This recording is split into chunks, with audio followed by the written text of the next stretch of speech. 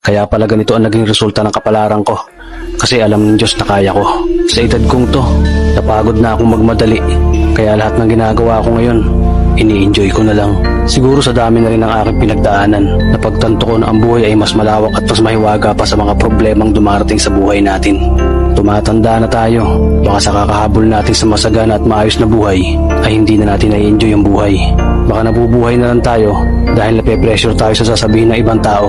Marami na rin akong mga naging maling desisyon sa buhay, pero lahat yun nagsilbing aral sa akin at natuto ako sa mga pagkakamali ko. May mga taong sobra nating mamahalin at bibigyan ng halaga, pero ibabalik lang sa atin ay kabiguan at matinding trauma. Kaya wag nating lilimunin ng mga taong tulad nila dahil mas payapa kapag hindi ka na interesadong malaman pa kung ano pang balita sa kanila. At wag mong idepende ang sarili mo sa kahit kanino.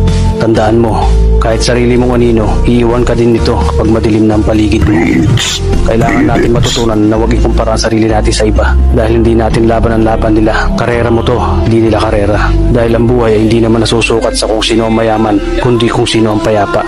Kaya galingan mo lang palagi tol dahil napakaraming tao mapanghusga, hihilahin ka pababa at lagi mo itong tatandaan. Beats, beat it.